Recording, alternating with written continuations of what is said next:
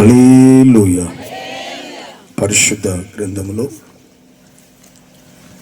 సంఖ్యాకాండము 24వ అధ్యాయము 9వ వాక్యాన్ని చదువుకుందాం. సంఖ్యాకాండము 24వ అధ్యాయము 9వ వాక్యాన్ని చదువుకుందాం. సింహము వలెను, ఆడు సింహము వలెను, అమ్మా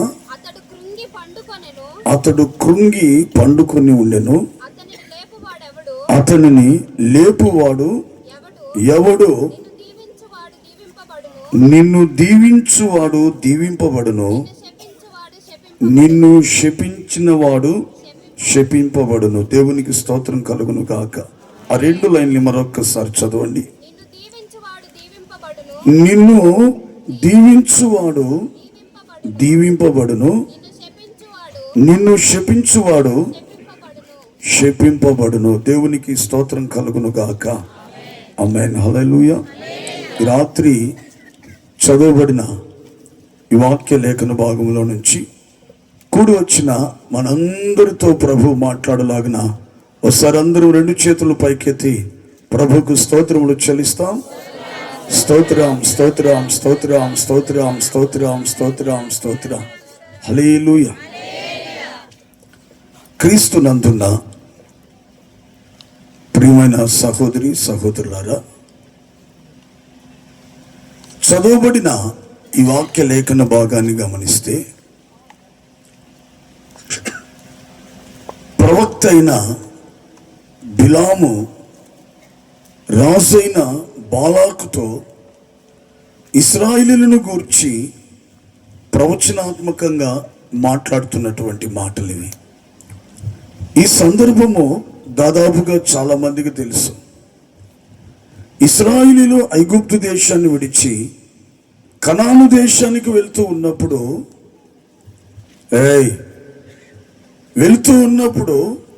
దేవుని బిడ్డలారా, వీరికి మోయాబు దేశము అడ్డొచ్చింది. ఇశ్రాయేలు పర్మిషన్ అడిగారు బాలాకు రాజుని, మీరు పర్మిషన్ ఇస్తే మీ రాజ్యము గుండా మేము దాటి వెళ్ళిపోతామని అంటే ఆ మహా జన సమూహాన్ని చూసి బాలాకు రాజు భయపడిపోయాడు. రాకూడదు, మీరు ఇక్కడికి రాకపోతే ఇక మీతో యుద్ధమే. బాలాకు రాజు భయపడ్డాడు. ప్రియులారా, ఇశ్రాయేలీయులతో పోరాడి గెలవడానికి తనకు సామర్థ్యత లేదని గ్రహించి బిలాము ప్రవక్తని పిలువనంపించి ఇశ్రాయేలీయులను శపింప చేస్తే, ప్రవక్త కదా, ఆయన నోటి నుండి వచ్చిన శాపం వచ్చినము ఇశ్రాయేలీయుల మీద ప్రభావం కలిగి చేస్తుంది. అప్పుడు వాళ్ళతో పోరాడి మనం గెలవచ్చని ఒక అభిప్రాయంతో బిలాము ప్రవక్తని పిలువనంపించాడు. ముందుగా ఒప్పందం చేసుకున్నారు, నీకు అడ్వాన్స్ మాత్రమే ఈ సొమ్ము ఇస్తున్నాము, పని జరిగిన తర్వాత ఇంకా నీకు ఎంత కావాల్సిన మేము ఇస్తాము.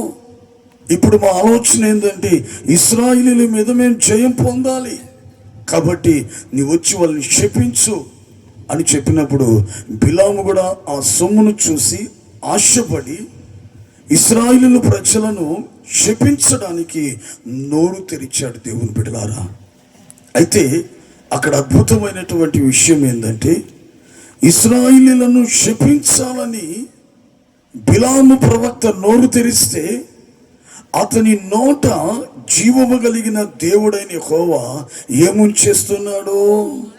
ఆశీర్వాదపు వచనాలు ఉంచుతున్నాడు. యాకోబు వంశస్థులారా, ఇశ్రాయేలులారా, మీరందరూ మనసులో ఏముంది? శపించబడుదురుగాక అని పలకాలన్న మాట ఉండగానే మీరందరూ అనగానే ప్రభు వచ్చి బిలాము నోటినట్టు తాకాడు. అంతే, వెంటనే ఏమన్నాడు? మీరందరూ దీవించబడుదురుగాక అని. బిలాముకు పిచ్చ కోపం వచ్చేసింది. ఏంటి రైతును డబ్బిచ్చి పిలిపించింది దేని కొరకు? వీళ్ళని శపించమని పిలిస్తే ఇతనేంటి దీవిస్తున్నాడో? ఏం బిలాము వాళ్ళు ఎలా ఉంది? అయ్యా, నన్ను ఏం చేయమంటారు? నేను ప్రార్థన చేసేంతవరకు యెహోవా ఆత్మ నా మీదకి వచ్చినప్పుడు ఏం మాట్లాడిస్తాడు నాకు, నా కంట్రోల్లో ఉండదంతా. ప్రభు నన్ను తన స్వాధీనంలోకి తీసుకుంటాడు. ఇక్కడ కాదని మరొక స్థలానికి తీసుకెళ్ళి అక్కడ నుంచి శపించమన్నాడు. అక్కడ కూడా శపించే మాటలు రాలేదు. దేవునికి స్తోత్రం కలుగును గాక. మరొక స్థలానికి తీసుకెళ్ళినప్పుడు అక్కడ దేవుని బిడ్డలారా, ఈ బిలాము యెహోవాకు ఒక బలి నర్పించి ప్రార్థన చేసి ఇశ్రాయేలీయులను శపించడానికి నోరు తెరిస్తే మరలా యెహోవా ఏం చేశాడు? అట తట్టాడు నోటిని. ఇక వేరే పని లేదు ఆయనకు. దేవునికి స్తోత్రం కలుగును గాక. అట తట్టాడు. వెంటనే నోటి నుండి ఏమొచ్చేస్తున్నాయి? దీవెన, ఆశీర్వాదపు వచనాలు వస్తున్నాయి. ఆ వచనాల్లో ఒక వచనం మనం చదువుకున్నాం. ఏమని అంటున్నాడంటే, ఇశ్రాయేలీయులు, యాకోబు వంశస్థులారా, మిమ్మల్ని దీవించువాడు దీవించబడతాడు, మిమ్మల్ని శపించబడిన వాడు బిలామైనా సరే, బిలాము నానైనా సరే, ఇంకొకరైనా దేవుని ప్రజలైన ఇశ్రాయేలీయులను శపించారంటే వాళ్ళు ఏమవుతారో? శపించబడిపోతారు. దీవిస్తే దీవించబడతారు. ఒక్క మాటలో చెప్పాలంటే దేవుని బిడ్డలారా, అక్కడ జరిగిన సంభవాన్ని అంతా మనం కలిసి చూస్తే బిలాము ఆలోచన, బాలాక్ రాజు యొక్క ఆలోచన ఇశ్రాయేలీయులు శపించబడాలనే. కానీ దేవుని యొక్క ఉన్నతమైన సంకల్పము, దేవుని యొక్క ఉన్నతమైనటువంటి ఉద్దేశం ఏంటంటే, దేవుని బిడ్డలారా, ఇశ్రాయేలీయులు ప్రజలు దీవించబడే వాళ్ళే. వారితో ఎవరు మంచిగా ఉంటారో వారికి మంచి జరుగుతుంది. వారికి ఎవరైతే మేలు చేస్తారో వాళ్ళు మేలులు పొందుతారు. వారికి కీడు తలపెట్టారంటే ఖచ్చితంగా వారికి, వారి కుటుంబాల మీదకు కీడు వచ్చేస్తుంది. ఎలా అనగా దేవుని బిడ్డలారా, ఇశ్రాయేలీయులు యెహోవా చేత దీవించబడిన వారే గాని శపించబడుటకు దేవుని బిడ్డలారా వాళ్ళు ఏర్పరచబడలేదు. శపించబడుటకు వారు పిలువబడలేదు. శపించబడుటకు దేవునికి స్వాస్థ్యమైన ప్రజలుగా ప్రత్యేకింపబడను లేదు. ఆమేన్, హల్లెలూయా.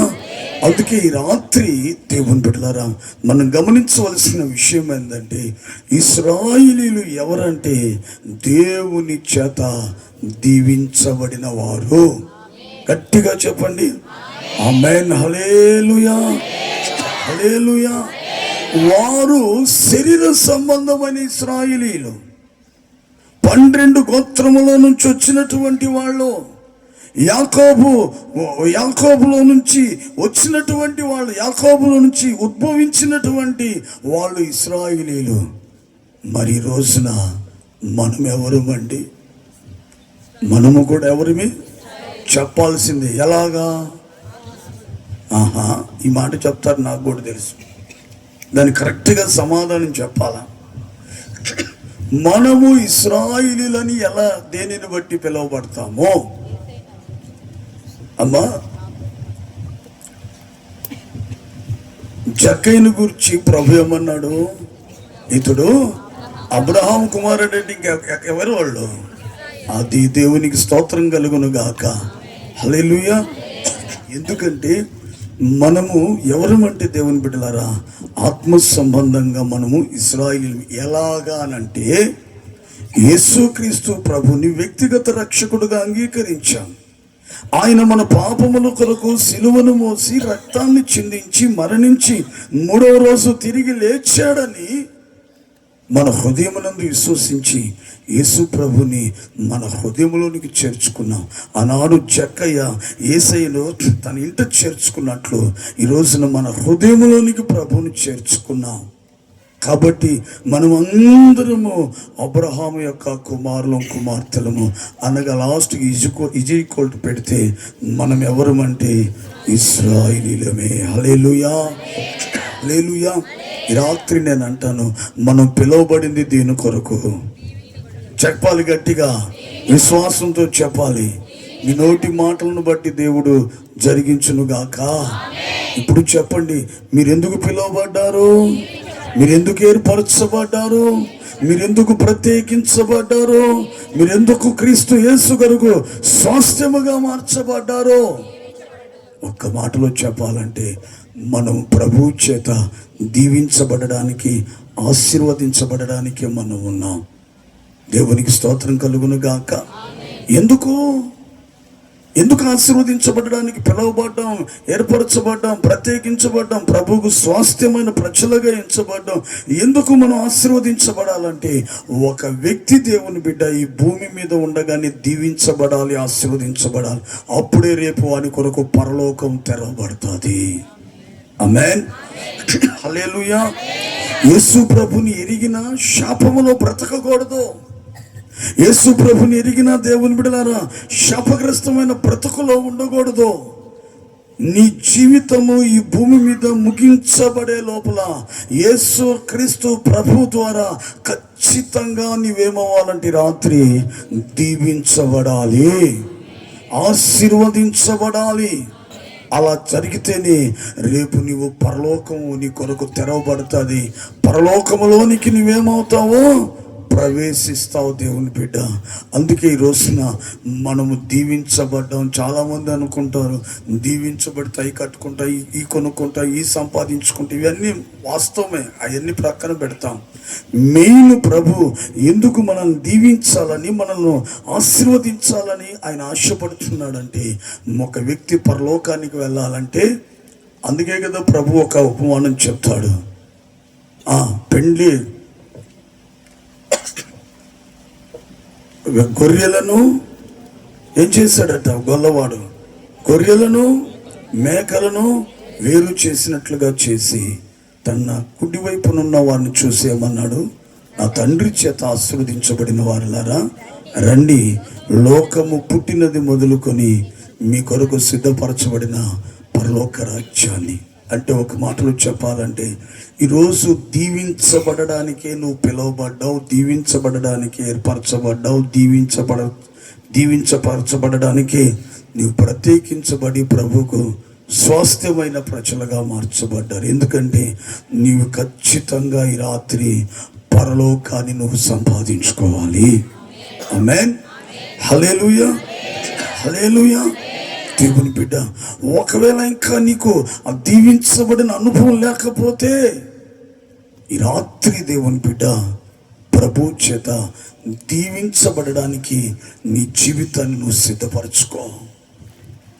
ఆశపడ్డావా ఈ రాత్రి, నేను ప్రభు చేత దీవించబడాలండి, నేను ప్రభు చేత ఆశీర్వదించబడాలండి అని నువ్వు ఆశపడితే, దేవుని బిడ్డ నిన్ను దీవించడానికి, నిన్ను ఆశీర్వదించడానికి ప్రభు సిద్ధంగా ఉన్నాడు. ఆమేన్, హల్లెలూయా, హల్లెలూయా. అయితే దేవుని బిడ్డ ఈ రాత్రి గమనించాలి, ఇశ్రాయేలీయులను శపించడానికి ప్రయత్నించినప్పటికీ ఆ శాపవచనాలు, ఆ శాపములన్నిటిని ప్రక్కన పెట్టి ఎవరు శపించాలని నోరు తెరిచారో ఆ వ్యక్తి చేతనే దీవెన వచనాలను పంపించి ఇశ్రాయేలీయులను దేవుడు దీవించాడు. కారణం ఏంటి? ఇశ్రాయేలీయులు ఎలా ఉన్నారో, ఏం చేస్తున్నారో, వారి యొక్క జీవిత శైలి ఎలా ఉంటే జీవము కలిగిన దేవుడు వారి మీదకి శాపము రానివ్వకుండా శాపములను కూడా దీవెనలుగా మార్చి వాళ్ళ మీద కుమరిస్తున్నాడు దేవుడు అని మనం కానీ గమనిస్తే, రోజున కొన్ని విషయాలు ఈరోజు మనం తెలుసుకోవాలి. అయితే నువ్వు తెలుసుకునే విషయము ప్రతి ఒక్క మాట రాత్రి నీ జీవితంలో జరిగించబడితే దేవుని బిడ్డ మాట తప్పని వాడు ఖచ్చితంగా ఈ రాత్రి నిన్ను దీవిస్తాడు. ఆమేన్, హల్లెలూయా, హల్లెలూయా. అయితే ఇశ్రాయేలీయులు ఎలా ఉన్నారు? చదవండి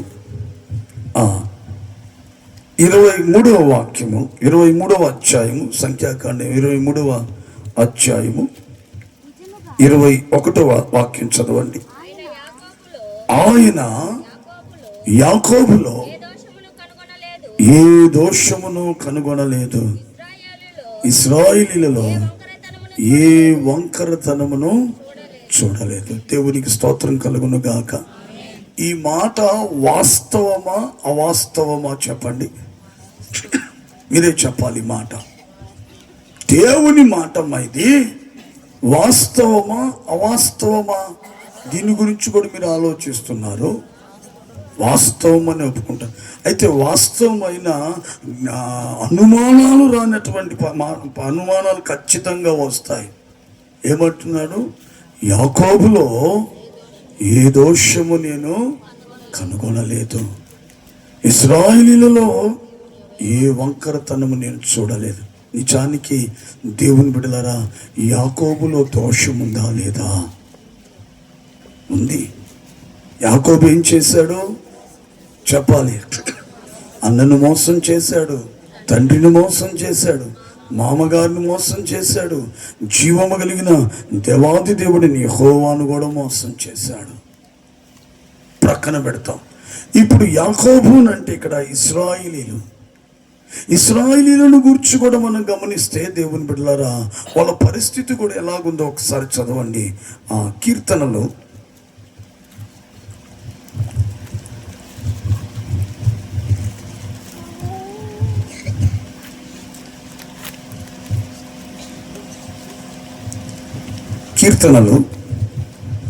18వ కీర్తన 40-41 వాక్యం.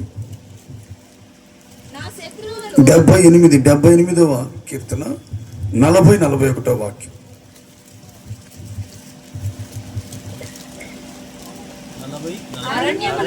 అరణ్యమున వారు ఆయన మీద, ఎవరు వారు?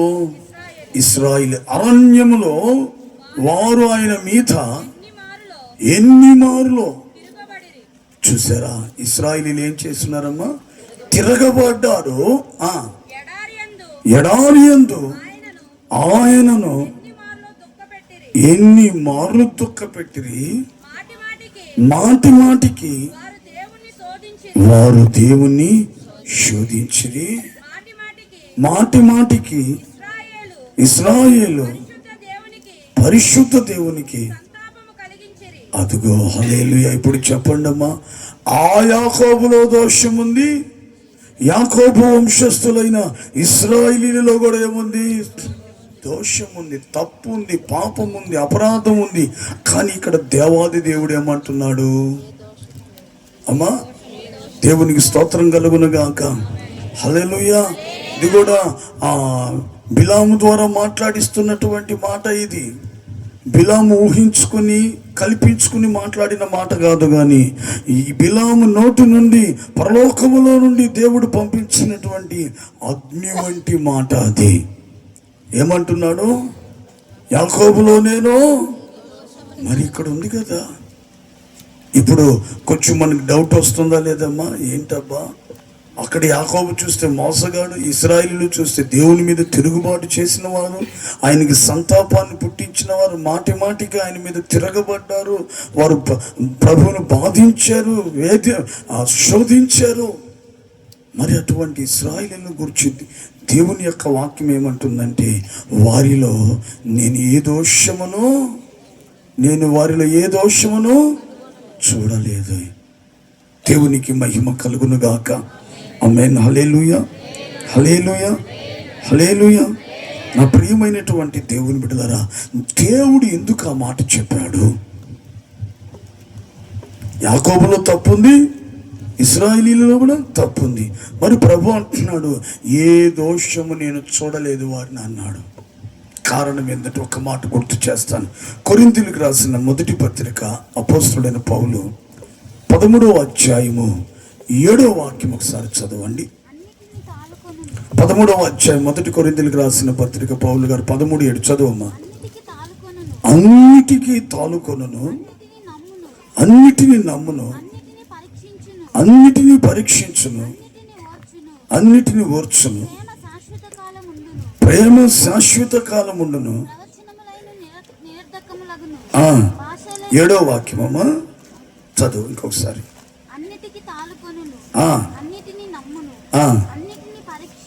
అన్నిటినీ పరీక్షించును, అన్నిటినీ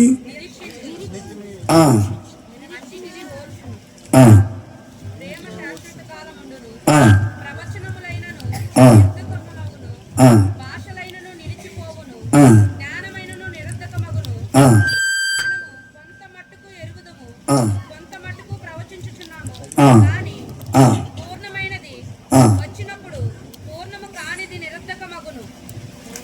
ఇంకొకసారి 7వ వాక్యం. అన్నిటికీ అన్నిటికి అన్నిటికి తాలుకొనును, అన్నిటికీ తాలుకొనును, అన్నిటినీ నమ్మును, అన్నిటినీ నమ్మును. అన్నిటినీ నిరీక్షించును. దేవునికి స్తోత్రం కలుగునుగా. ఇంకొకసారి 7వ వాక్యం. అన్నిటికీ తాలుకొనును. ఆ మాటను ఫుట్ నోట్లో కానీ గమనిస్తే ఏమని రాసిందమ్మా? అది అక్కడ మాట. ఇంకొకసారి ఆ మాట చదువు. అన్నిటినీ తాలుకొనును అంటే దానికి అర్థం ఫుట్ నోట్లో ఏమని రాసింది చెప్పాలి మీరే. ఇప్పుడు చెప్పండి. దేవుడు లోకమును ఎంతో ప్రేమించాడు. ఇప్పుడు నేను అంటాను, యాకోబును కూడా జీవము కలిగిన దేవుడైన యెహోవా ఎంతగానో ప్రేమించాడు. ఇశ్రాయేలీయుల మీద ప్రభువుకు అపారమైన ప్రేమ ఉంది. ఆ ప్రేమ ఏం చేసిందంట? వారి పాపములను, వారి దోషములను ఏం చేసేసిందంటే ఒక్కసారిగా కప్పి వేసేసే లోపల ఇప్పుడు దేవుని దృష్టికి వారిలో ఏ దోషము లేదు. ఒక్క మాటలో చెప్పాలంటే ఇశ్రాయేలీయులందరూ ఎలా ఉన్నారంటే పాపము లేని వ్యక్తులుగా మారిపోయారు. హల్లెలూయా. అయ్యా, వారు పాపం చేశారు, అతిక్రమములు చేశారు. దేవుని ప్రేమ ఏమైంది? ఆ పాపములన్నిటిని పరిహరించేసింది. ఆ పాపములు కనబడనివ్వకుండా, ఆ పాపములకు రావాల్సినటువంటి శిక్షను దేవుని బిడ్డలారా రానివ్వకుండా దేవుని ప్రేమ ఏం చేసిందంటే వాటిని కప్పివేసి, వాటిని సమాధి చేసేసి ఇప్పుడు ఇశ్రాయేలీయులను ఎలా చేసేసిందంటే దేవుని ప్రేమ ఏ దోషము లేని వ్యక్తిగా మార్చేసింది. ఈరోజున దేవుని బిడ్డ, నిశ్చయముగా నీవు కూడా ప్రభు చేత దీవించబడాలని, ఆశీర్వదించబడాలని నీవు గన ఆశ కలిగి ఉంటే ఖచ్చితంగా నీలో కూడా ప్రభుకి ఏ దోషము కానరాకూడదు.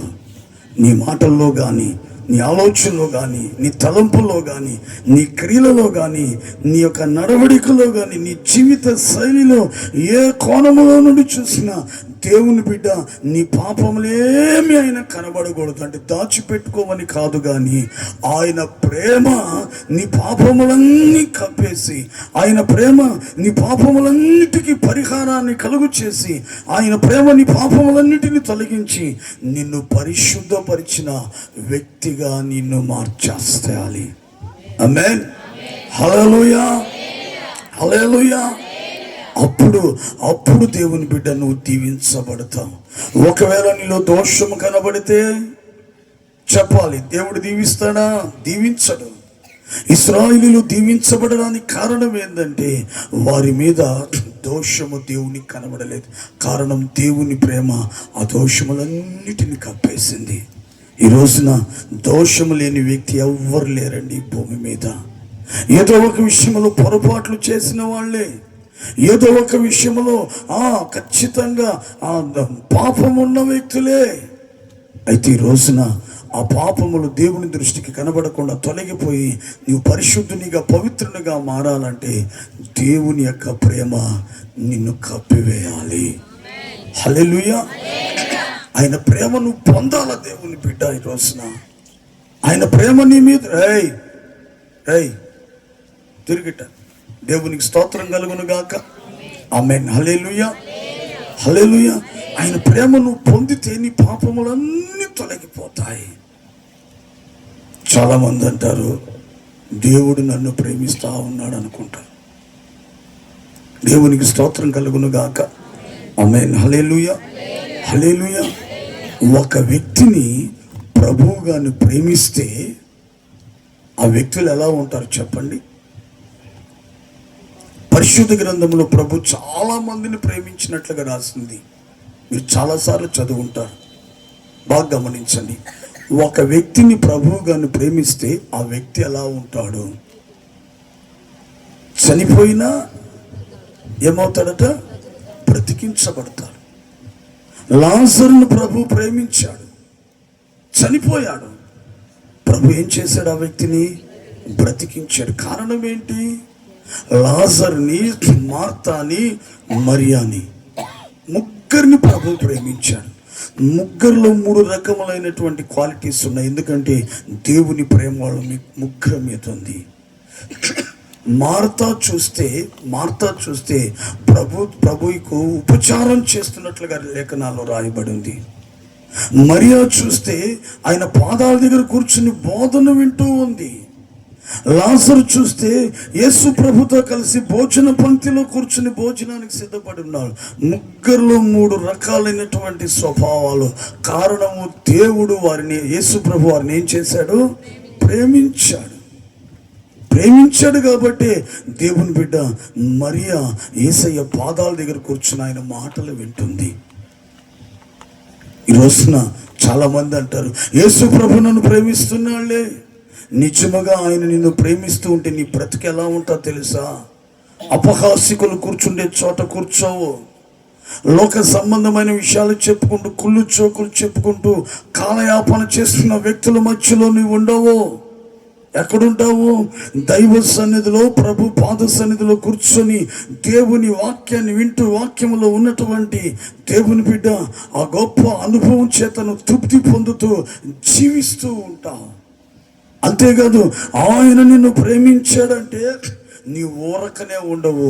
దేవుని సన్నిధిలో నీకు ఇచ్చినటువంటి కృపను బట్టి, నీకు ఇచ్చినటువంటి సామర్థ్యతను బట్టి ఏదో ఒక విషయంలో నువ్వు దేవుని సన్నిధిలో ఏం చేస్తావంటే ఉపచారం చేస్తావు. మార్తా దేవుని బిడ్డ యేసు ప్రభుకు ఉపచారం చేసింది.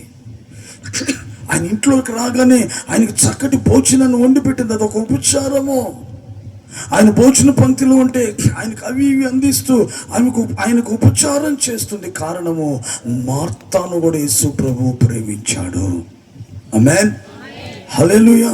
ఈ రోజున నిజంగా యేసు ప్రభు నిన్ను ప్రేమిస్తూ ఉన్నట్లయితే నీవు కూడా ఏం చేస్తావంటే ఇంట్లో కూర్చుని ఉండవు ఊరకనే. అర్థమవుతుందా? దైవ సన్నిధిలో దేవుడు నీకు ఇచ్చినటువంటి ఆ తలాంతును బట్టి, నీకు ఇచ్చినటువంటి కృపను బట్టి, నీకు ఇచ్చినటువంటి సామర్థ్యాన్ని బట్టి కొంచెమైనా ప్రభు యొక్క పరిచర్యలో ఉపచారం చేస్తూ సాగిపోగలుగుతావు. చేయాలన్నటువంటి తపన, చేయాలన్నటువంటి ఆశ నీలో బలంగా కలుగుతుంది. మరి ఈ రోజున ఈ 2 నీకేమైనా ఉన్నాయా? దేవుని వాక్యం వినాలని ఆశ నీలో ఉందా? దేవుని సన్నిధిలో ఉపచారం చేయాలన్నటువంటి ఉద్దేశము, కోరిక నీలో ఉంటే ఖచ్చితంగా ప్రభు నిన్ను ప్రేమిస్తున్నా. మరి లాజర్ గారు ఎక్కడున్నారు? ఆయన మరణాన్ని గెలిచి లేసేసిన తర్వాత పెద్ద పార్టీ వాళ్ళ ఇంట్లో, లాజర్ ఇంట్లో యేసు ప్రభు ప్రక్కన భోజన పంక్తిలో కూర్చొని ప్రభుతో కలిసి భోజనం చేస్తున్నాడు. ఆమేన్, హల్లెలూయా. ప్రకటన గ్రంథంలో ఎవడైతే నా స్వరమిని తలుపు తీరుస్తాడో, నన్ను చేర్చుకుంటాడో, నేను వానితోనూ వాడు నాతో కలిసి భోజనం చేస్తాను. దేవునికి స్తోత్రం కలుగునుగాక. ఆమేన్, హల్లెలూయా, హల్లెలూయా. అంటే ఇప్పుడు లాజరు ప్రభుతో కలిసి భోజనం చేస్తున్నాడు. ప్రభు లాజరుతో కలిసి భోజనం చేస్తున్నాడు. కారణం ఏంటంటే లాజరు యేసు ప్రభుని తన జీవితంలోనికి చేర్చేసుకుని ఉన్నాడు. ఆమేన్, హల్లెలూయా. దేవుని బిడ్డ ఈ 3 స్వభావాలు నీలో ఉంటే ఖచ్చితంగా ప్రభు నిన్ను ప్రేమిస్తున్నట్లే. ఆయన నిన్ను ప్రేమిస్తే ఆ ప్రేమ ఏం చేస్తుందట? ఎంత ఘోరమైన పాపంలోనే కప్పేస్తుంది. చూడండి, ఒక ప్రాంతంలో ఉన్న ప్రజలందరూ ఒక స్త్రీని పట్టుకొచ్చారు, వ్యభిచారం చేస్తూ పట్టుబడిన స్త్రీని. మరి అక్కడ 50 మంది ఉన్నారు, ఎంతమంది ఉన్నారో తెలియదు. వాళ్ళందరూ రాళ్ళు ఎత్తుకుని రువ్వి ఆమెను చంపాలని చూస్తున్నారు. వాళ్ళందరి దృష్టిలో ఆమె చావడానికి సిద్ధంగా ఉంది. కానీ యేసుక్రీస్తు ప్రభు మాత్రం దేవుని బిడ్డలారా ఆమెను చావాలని కోరుకోలేదు. ధర్మశాస్త్రం ప్రకారం అయితే వ్యభిచారం చేస్తూ పట్టబడితే ఆమెను రాళ్లతో కొట్టి చంపాలా, మోషే ద్వారా దేవుడిచ్చిన ధర్మశాస్త్రం ప్రకారం. కానీ యేసుక్రీస్తు ప్రభు ఏం చేస్తున్నాడు? ఆమెకు మరణాన్ని తప్పించేశాడు. నేను కూడా నిన్ను శిక్ష విధించను, నేను కూడా నీకు శిక్ష విధించనమ్మా, ఇక నుండి పాపము చేయకని ఆమె పాపములన్నిటిని ఒక్కసారిగా ఏం చేశాడంటే కప్పేసి తుడిచి పాడేశాడు. దేవునికి స్తోత్రం కలుగును గాక. హల్లెలూయా. ప్రభు ఆమెను ప్రేమించాడు. దేవుని బిడ్డ ఆమెను ప్రేమించాడు.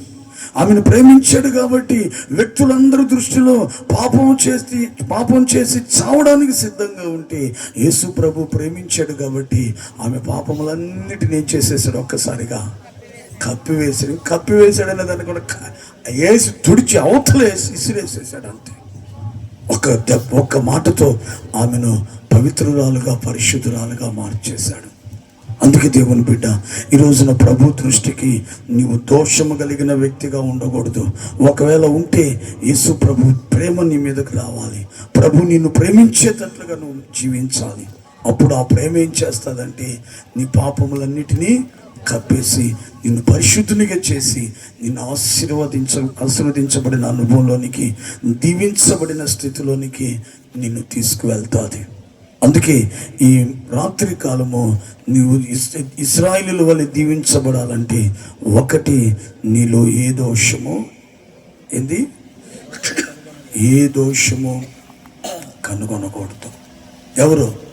నీ భార్య కనుగొనలేకపోవచ్చు, మాయ మాటలు చెప్పి ఏదో చేయగలుగుతావు, నీ భర్తను చేయగలుగుతావు, మనుషులను చేయగలుగుతావు, కానీ హృదయ అంతరంగాన్ని పరిశీలించి జీవము కలిగిన దేవాది దేవుణ్ణి నువ్వేమాత్రం మోసం చేయలేవు. అందుకే దేవుని బిడ్డ, దోషము కనబడకుండా అంటే ఆయన ప్రేమ చేత కప్పబడి నువ్వు శుద్ధి చేయబడిపోవాలంతే. అప్పుడు దేవుని బిడ్డ నీవు దీవించబడిన వ్యక్తిగా నీవు ఉంటావు. యాకోబు అని పేరు ఉన్నంత వరకు దీవించబడ్డా. ఆ యాకోబు అనే పేరు తొలగించబడి ఎప్పుడైతే ఇశ్రాయేలుగా మార్చబడ్డాడో అప్పుడు దేవుని చేత దీవించబడ్డాడు. నీలో దోషం ఉంటే ఈ రాత్రి నువ్వు దీవించబడవు దేవుని బిడ్డ. దోషము కనబడకుండా క్రీస్తు యేసు యొక్క ప్రేమ చేత కప్పబడి నీ పాపములన్నీ పరిహరించబడితే నిశ్చయముగా నువ్వేమవుతావు? ఈ రాత్రి ఇశ్రాయేలు దీవించబడినట్లుగా నీవు కూడా దీవించబడదు. రెండవదిగా చూడండి ఎలా ఉన్నారు, చదవండి. సంఖ్యాకాండం 24వ అధ్యాయం.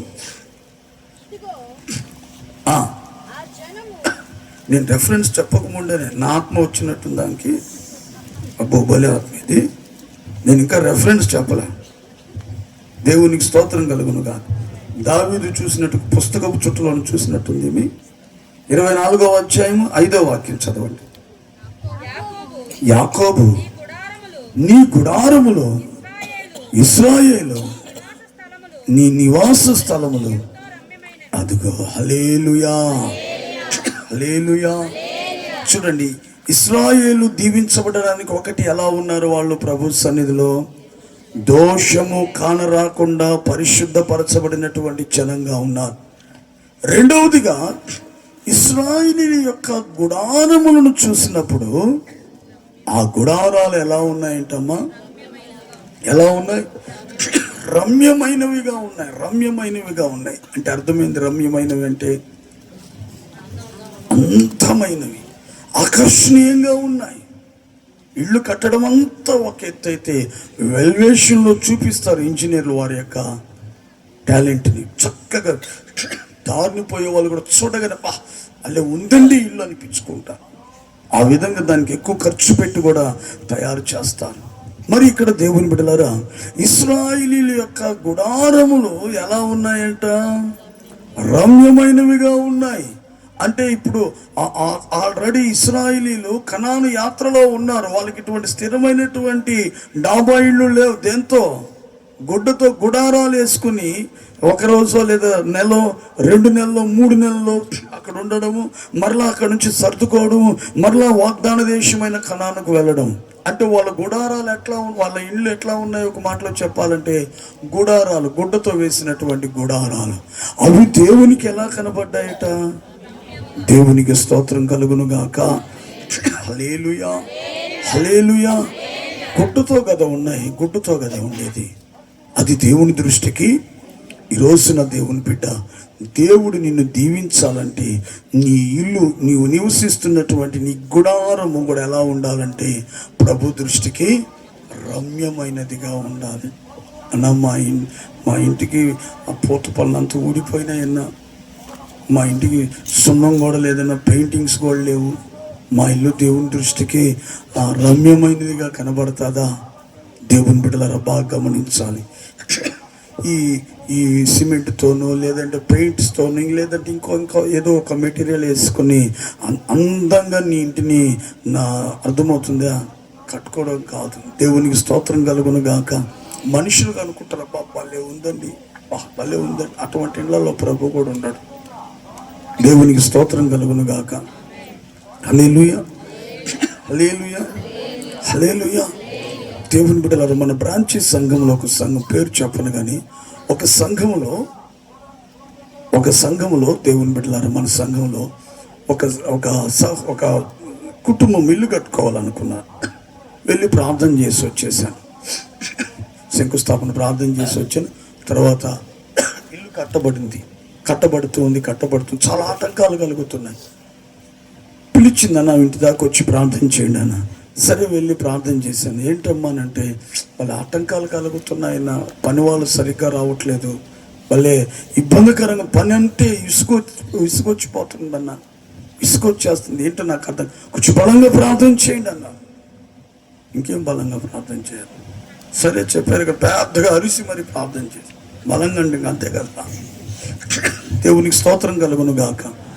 బలంగా ప్రార్థన చేసి వస్తుంటే ప్రక్కన ఇంకొక విశ్వాసం, నాకు కొంచెం ఇంట్లోకి వచ్చి ప్రార్థన చేయండి. సరే ప్రార్థన చేసిన తర్వాత మాటల మధ్యలో పాపం ఇంకా చాలా ఆటంకంగా ఉంది కదమ్మా అంటే, ఎట్లా కడతాను అయితే వీళ్ళ ఏమైంది? మీరు ఆ రోజు శంకుస్థాపన ప్రార్థన చేసి వెళ్ళారా? అయిలేను, నవధాన్యాలు పోసిందన్న, దాంట్లో పసుపు కుంకుమంతా వేసి కట్టిందన్న. మీరు చెప్పండి అన్న, ఎట్లా ఉంటుంది నా ఇల్లు? ఓహో, ఇదే పరిస్థితి. సర్లేమ్మ, ఎట్లా ఇప్పుడు వచ్చేసాం కాబట్టి ఇంకా మాట్లాడలేము కాబట్టి ఇంకోసారి వెళ్ళినప్పుడు వెళ్దా. మొత్తానికి దేవుని బిడ్డలరా, ఇల్లంతా కట్టబడిపోయింది. ఇల్లు ఓపెనింగ్ కూడా చేసేసి ఆ రోజు నేను వాక్య పరిచయం చేయలే, ఎవరి దగ్గర చేపించేసాను. వాక్య పరిచయం చేసి మొత్తానికి ఆశీర్వాదం కూడా వాళ్ళ దగ్గర ఇచ్చేసి వచ్చిన వాళ్ళకి ప్రార్థన చేసేసాను. ఫోన్ చేస్తూ ఉంటే ఒక సహోదరుడు, వాళ్ళు కట్టుకున్నారన్న ఇల్లు, ఏది ఏమైనా కూడా కష్టపడి విశ్వాసంతో కట్టుకుంది కాబట్టి ఇంట్లో ప్రభు ఉంటాడన్న. నా మనసులో అనుకున్న పొరపాటు కూడా ఉన్నాడు. పొరపాటున ఉండడు. ఆ ఇంట్లో కంటి నిండుగా నిద్రపోలేదు, పడుకుంటే ఎదురుములు నాట్యం చేస్తాయి. ఎందుకని వాటికి సంబంధించినవన్నీ ఎక్కడున్నాయి? పునాదిలో వేసి పెట్టున్నావో. 1 కాదు 2, 9 రకాలైనటువంటి ధాన్యాలు. అర్థమైంది? అవి వేస్తే ఇంకెక్కడికి వెళ్తాయి అవి? నా మనసులో అని చెప్పలేదు, చెప్తే మళ్ళా అతని వాళ్ళకి చెప్పేస్తే అప్పటికి ఇక్కడికి ఉన్నారు. వాక్యం చెప్పలేదు అన్ని రోజు, కనీసం ప్రార్థన కూడా చేయలేదే. దేవునికి స్తోత్రం కలుగును గాక. ఇలా కాదు. దేవుని దృష్టికి నీ ఇండ్లు రమ్యమైనవిగా ఉండాలంటే ఏ విధంగా ఉండాలి? కొన్ని మాటలు టూకీగా చెప్తాను, చదవండి, త్వరగా చదవండి. నిర్గమకాండం 12వ అధ్యాయం 7వ వాక్యం. నిర్గమకాండము 12వ అధ్యాయం 7వ వాక్యం. ఈ నెల 14వ దినము వరకు మీరు దాన్ని నుంచవలెను. తరువాత ఇశ్రాయేలుల సమాజపు వారందరూ తమ కూటములలో సాయంకాలమందు దాన్ని చంపి, దానిని గొర్రె పిల్లను చంపి దాని రక్తము కొంచెము తీసుకొని తాను దాని తిన ఇండ్ల ద్వారా బందపు. మా టెన్షన్ కాదు, నిదానంగా చదువుకో, ఏం కాదు. దాని తిను ఇండ్ల ద్వారపు బందపు 2 నిలువ కమ్ముల మీదను పై కమ్ము మీదను చల్లి. దేని చల్లాలి? రక్తం. చాలమ్మా, చాలు. బాగా గమనించాలి. ఈ రాత్రి దేవుని బిడ్డ, నీ గుడారములు, నీ నివాస స్థలములు దేవుని దృష్టికి రమ్యమైనవిగా కనబడితే దీవిస్తాడు. అసహ్యంగా ఉండకూడదు, భీకరంగా ఉండకూడదు, పాటికాయ గుమ్మడికాయ పెట్టుకుంటాడు. అర్థమైందా?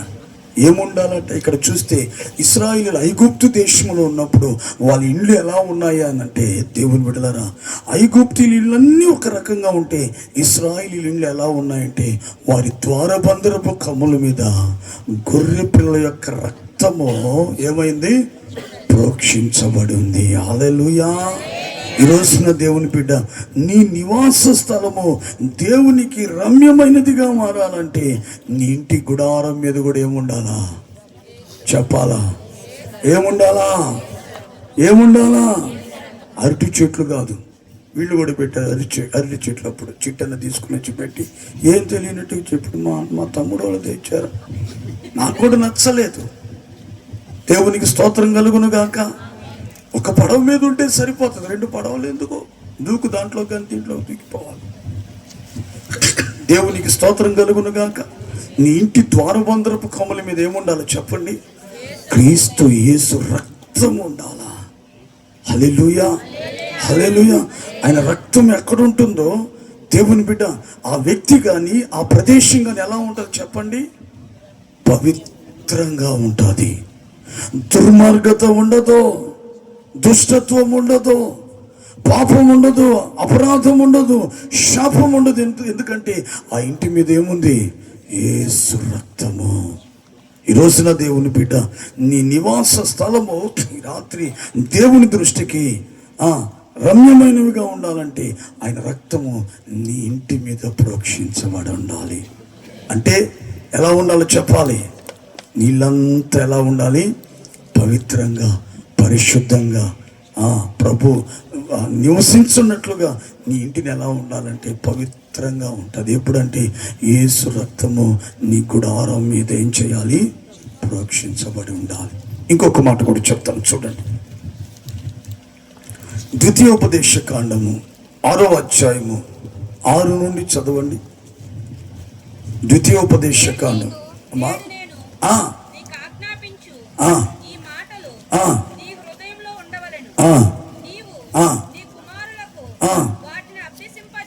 వాటిని అభ్యసింపచేసి నీ ఇంట కూర్చున్నప్పుడు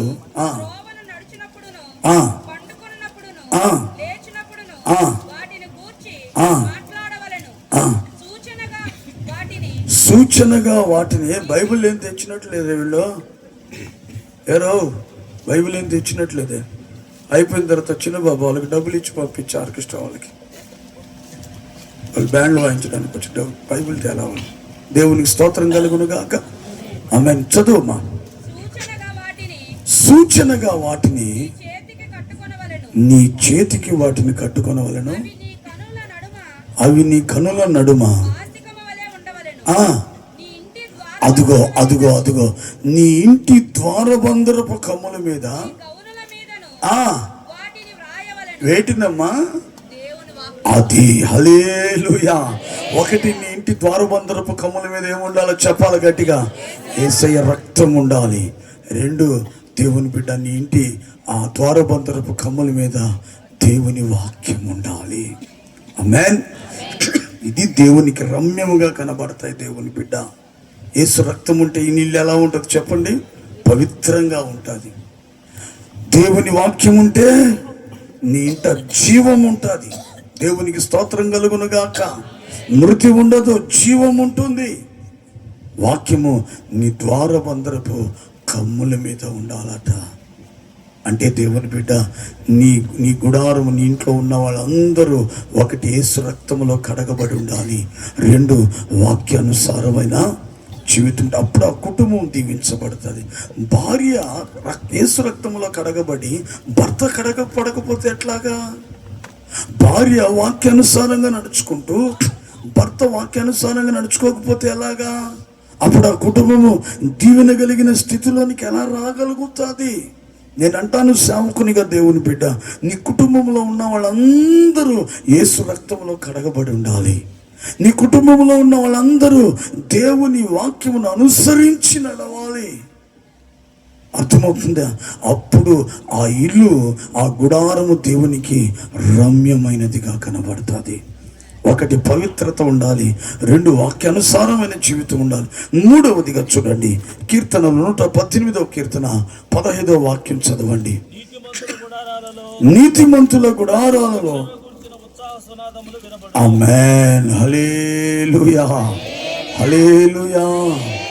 చూడండి, మూడవదిగా నీ గుడారము, నీ ఇల్లు, నీ నివాస స్థలము దేవునికి రమ్యమైనదిగా, ఇష్టమైనదిగా, అందమైనదిగా కనబడాలంటే మూడవదిగా దేవుని బిడ్డ నీ ఇంట్లో ఏముండాలా చెప్పాలి.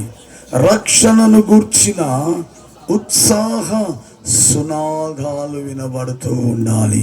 అప్పుడు ఆ ఇంటిని ప్రభువు చూస్తే ఆ ఇల్లు ఆయనకి ఎలా కనబడుతుంది చెప్పండి? రమ్యమైనది. ఎందుకంటే ఆ ఇల్లు అంత పవిత్రంగా ఉంది. ఆ ఇంట్లో వాళ్ళు వాక్యానుసారంగా నడుచుకుంటున్నారు. ఆ ఇంట్లో ఏం వినబడుతుంది? స్తుతి స్తోత్రాలు వినబడుతున్నాయి, కీర్తనలు వినబడుతున్నాయి, ప్రభుని ఆరాధించేటువంటి వాళ్ళు ఉన్నారు. ఆ ఇంటిని చూసి ప్రభు ఇష్టపడి ఆయన దృష్టికి రమ్యమైనది ఎంచి అప్పుడు ఏం చేస్తాడు ఆయన? నిన్ను నీ ఇంటిని చెప్పాలి, నిన్ను నీ ఇంటిని ఏం చేస్తాడు ఆయన? ఖచ్చితంగా దీవిస్తాడు. అందుకే దేవుని బిడ్డ నీ ఇంట ఎప్పుడు ఏముండాలంటే ప్రతిరోజు ఏం వినబడుతుండాలా? రక్షణను గూర్చిన ఉత్సాహ సునాద. మరి నీ ఇంట వినబడుతున్నాయి రక్షణ గూర్చిన ఉత్సాహ సునాదాలంటే మేము గాయకులం కాదండి అని చెప్పబాకండి. అంటే దాని అర్థం ఏంటంటే కుటుంబ ఆరాధన జరగాలి. ప్రతిరోజు నీ ఇంట ప్రార్థన ఉండాలి. ఉదయకాలము ప్రార్థన ఉండాలి, రాత్రి కాలము ప్రార్థన ఉండాలి. ఉదయకాలం ప్రార్థన ఉండాలి, రాత్రి కాలము ప్రార్థన జరగాలి. ఏ ఇంట ప్రార్థనలు జరుగుతాయో ఆ ఇల్లు దేవునికి రాత్రి రమ్యమైనది ఇల్లుగా ఉంటుంది. దేవునికి స్తోత్రం కలుగును గాక. హల్లెలూయా. మరి నీ ఇంట అది ఉందా? ఉంటే నలుగురున్న ఐదుగురున్న వాక్యం అంటే ఎక్కడ ఇద్దరు ముగ్గురు నా నామంలో కూడి ఉందరు వారి మధ్య. నువ్వు కూడుకున్నప్పుడల్లా ప్రభు మీ మధ్యకు దిగి వస్తాడు దేవుని బిడ్డ. అయితే కుటుంబంలో ఏం చేయాలంటే ఇది జరగాలంటే అందరిలో ఏక మనస్సు ఉండాలి. ఏంటది? ఏ మనస్సు అది? ఏక మనస్సు అంటే అర్థం ఏంటి? ప్రతిరోజు కుటుంబంలో ఉన్న వాళ్ళందరూ ఏమో వాళ్ళు ప్రార్థన చేయాలనే మనస్సు ఉండాలి. చాలామంది భక్తులు చెప్తారు, నీ భక్తి నీది, నా భక్తి నీది. నీ భక్తి నీది, నా భక్తి నాది. నువ్వు చేసుకో ప్రార్థన, నాకు తెలుసో. దేవుని బిడ్డలారా, ఇట్లా ఏక మనస్సు లేనందువల్ల కుటుంబాల్లో ప్రార్థనలు ఆగిపోతున్నాయి. దాని పరిణామమే కుటుంబాల్లో సమస్యలు, బాధలు, వేదనలు, రోగాలు ఇవన్నీ ఎక్కడి నుంచి వస్తున్నాయంటే కుటుంబంలో ఏంది? కుటుంబంలో ప్రార్థన లేదు. అందుకే ప్రతిరోజు నీ ఇంట ఏముండాలా చెప్పు? ఎంతమంది ఇళ్లలో జరుగుతుంది ప్రతిరోజు కుటుంబ ఆరాధన? ఒకసారి చేతులు పైకెత్తండి.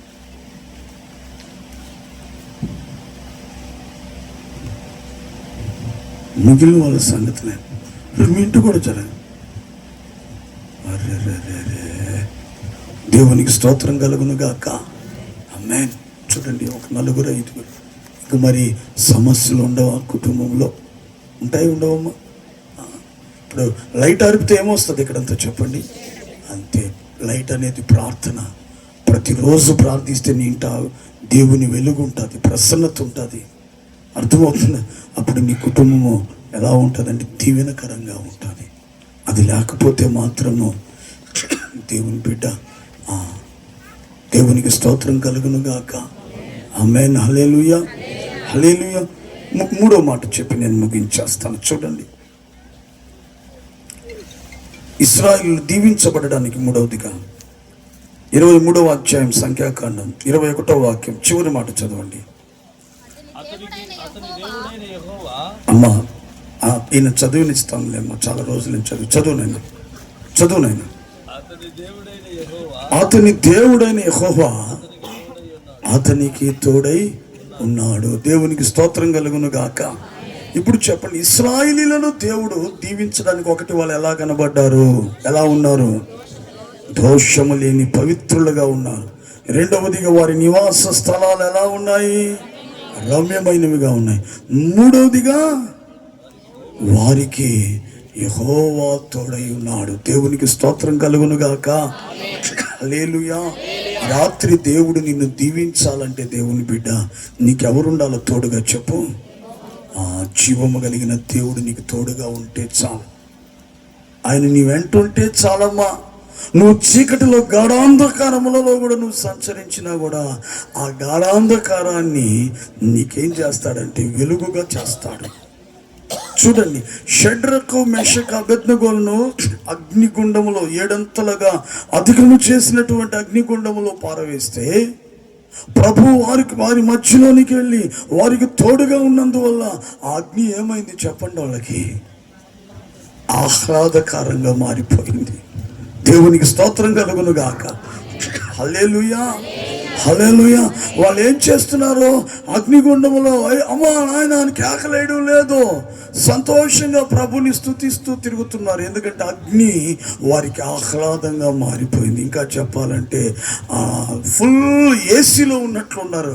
ఏంట్రా ముందు సెగ తగిలింది, ఇప్పుడు ఏంటి చల్లగా ఉందని తీరా చూస్తే వారి వెనకాల వారికి తోడుగా ఎవరున్నారు చెప్పండి, చెప్పాలి గట్టిగా.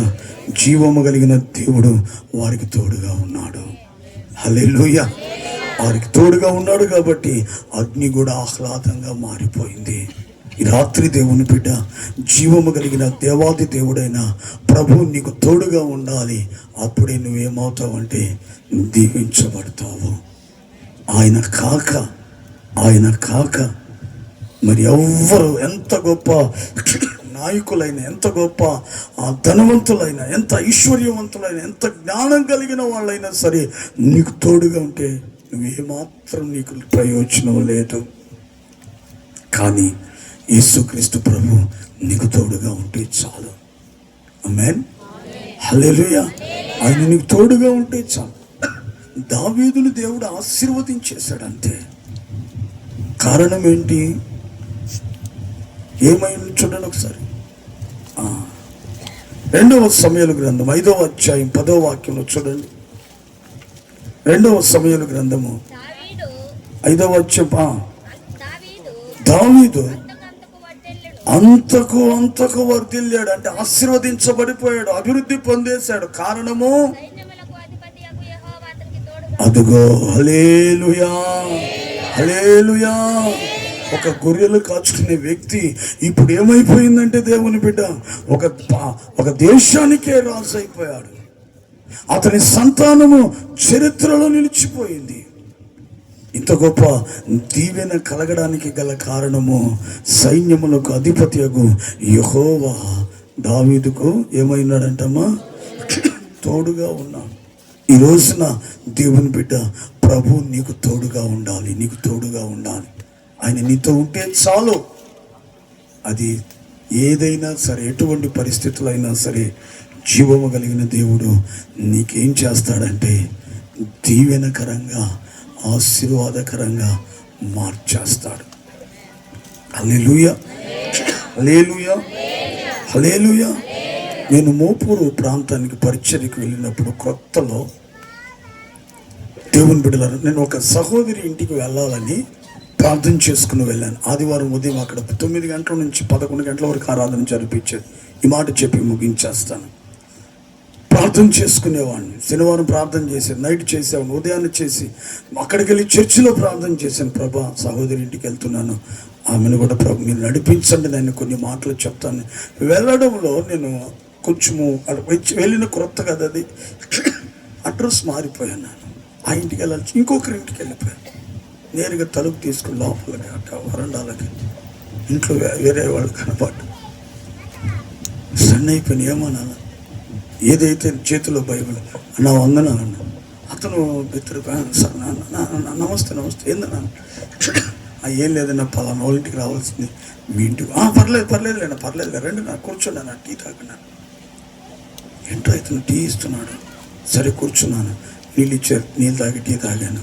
ఆ తర్వాత ఊరికి నాయన మీరు ఏం చేస్తుంటారు, అట్లా మాట్లాడుతూ దేవుని బిడ్డ కొంచెం సువార్త చెప్పాను. ఆయన విని, అన్న మా ఆవిడికి ఒకసారి ప్రార్థన చేయలేదు. ఏంట్రా ఆయన ఈయనకు సువార్త చెప్పి ఆయన ప్రార్థన చేయమంట. సరే క్రొత్త కదా, ఎంత వేడి ఉంటుంది మాకే తెలియదు, పిలో ఎవరికైనా చేస్తాను, మీ ఆవిడ కదా వాళ్ళ అమ్మమ్మ కూడా చేసేస్తాను, తీసుకురా అన్న. వచ్చాడు, అట్ట చేపెట్టి దబ్బని పడిపోయింది. దేవునికి స్తోత్రం కలుగును గాక. ఆమేన్, హల్లెలూయా, హల్లెలూయా. ముందు భయపడ్డా, ఒకరింటికి వెళ్ళాల్సి ఇక్కడికి వచ్చాను, ఏం జరుగుతుందో అనుకున్నా. కానీ నేను అనుకున్నాను అప్పుడు ప్రభు నాకు తోడుగా ఉన్నాడు కాబట్టి త్రోవ తప్పి ఒకవేళ సాతానుడు తప్పించినా అక్కడ దాన్ని ఏం చేశాడు, సంఘానికి సేవకు ఒక ఆ కుటుంబం నడిపించబడిపోయింది. ప్రార్థన చేయగానే దురాత్మ వెళ్ళిపోయింది. దేవుని బిడ్డలారా అప్పుడు చెప్పాడు, అన్న ఏం చేయమంటారు, నీళ్ళంతా చల్లేమంటారు, కడిగేమంటారు? కాదన్నా, రేపు ఇప్పుడు ప్రార్థన జరుగుతుంది, నువ్వు మీరిద్దరు తొందరగా వాళ్ళకి మళ్ళీ చెప్పాలి, స్నానం చేసుకుంటారండి. చెప్పలేదనుకో వాళ్ళు ఇంకో రకంగా అనుకుంటారు. స్నానం చేసి త్వరగా చర్చికి వచ్చేసారు. ప్రార్థన చేశాను, చెప్పానన్నా ఇప్పుడు మా భార్య ముఖంలో కూడా ఒక మార్పు కనబడిందన్నా, నాకు అర్థమైందన్నా. ఇప్పుడు ఏం చేయాలి, ప్రతి వారం మందిరానికి రండి అన్న, మీ పిల్లలు కూడా దీవించబడతారు. సరే అన్న అంటే చూడండి, ప్రభు తోడుగా ఉంటే దారి తప్పినా ఇంకెక్కడికి వెళ్ళిన దాన్ని మనకేం చేస్తాడు, దీవెనకరంగానే ఆశీర్వాదకరంగానే మారుస్తాడు. కానీ వెళ్ళిపోని చెప్పడు. అందుకే దేవుని బిడ్డలారా యుగ సమాప్తి వరకు సదాకాలం ప్రభు నీతోనే ఉండాలని కోరుకో. అంతే, ఎవరున్నా లేకపోయినా. అర్థమవుతుందా? శ్రమలలో నేను అతనికి భార్యాభర్తలు ఉంటారు. ఎంతకాలము బ్రెయిన్ స్ట్రోక్ వచ్చింది పాపం బ్రదర్కి, పురుషునికి పడిపోయారు పాపం మంచంలో. ఒక వారం అంతా ఉపవాస ప్రార్థనలు, 2వ వారం విజ్ఞాపన ప్రార్థనలు, 3వ వారం యాచనలు, 4వ వారం కృతజ్ఞత స్తుతులు, 5వ వారం ప్యాకప్. సేవకుడు వచ్చాను, అన్న ప్రార్థన చేయండి అని మా ఆయన తీసేసుకోవాలి. మా దేవుడు ఇంకేం చేయాలి, చాకరీ చేయలేక చచ్చిపోతున్నా. కానీ దేవుని బిడ్డ ప్రభు విడిచిపెట్టేవాడు కాదు ఆయన. ఆమేన్. నువ్వు సంతోషంగా ఉన్నప్పుడు కాదు, కానీ నువ్వు బాధల్లో దుఃఖంలో ఉన్నప్పుడు విడువని దేవుడు ఆయన ఏం చేస్తాడంటే ఈ రాత్రి దేవుని బిడ్డ నీకు తోడుగా ఉంటాడు. ఆయన తోడు కోరుకో. నీతో ఎవరున్నా లేకపోయినా, నువ్వు ఎక్కడికి వెళ్తున్నా ఒక చిన్న ప్రార్థన చేసుకో. ప్రభా నాతో నువ్వు ఉండు నాయనా, నేను వెళ్తున్నాను అక్కడికి, ఆ పని సఫలం అవ్వాలి, ఆ కార్యం సఫలం అవ్వాలి ప్రభా అని ఒక చిన్న ప్రార్థన చేసుకో. ప్రభు నీకు తోడుగా వచ్చాడంటే అక్కడ ఎన్ని ఆటంకాలు ఉన్నా అన్నీ తొలగిపోయి దీవెనకరంగా మహిమకరంగా దేవుడు మార్చేస్తాడు. అందుకే దేవుని బిడ్డ ఈ రోజున నీవు ప్రభు చేత దీవించబడాలంటే ఒకటి, నీలో దోషం కనబడకూడదు, పవిత్రంగా ఉండాలి. 2, నీ నివాస స్థలములో రమ్యమైనవిగా ఉండాలి. 3, ఆయన నీకు తోడుగా ఉంటే చాలు. నిశ్చయముగా ఈ రాత్రి జీవము కలిగిన దేవుడు, ఇశ్రాయేలును దీవించిన వాడు, ఆయన నిన్ను దీవిస్తాడు. దేవుడి మాటలను మన వెనుకల్లో దీవించునుగాక. ఆమేన్. ప్రార్థన చేసుకుందాం.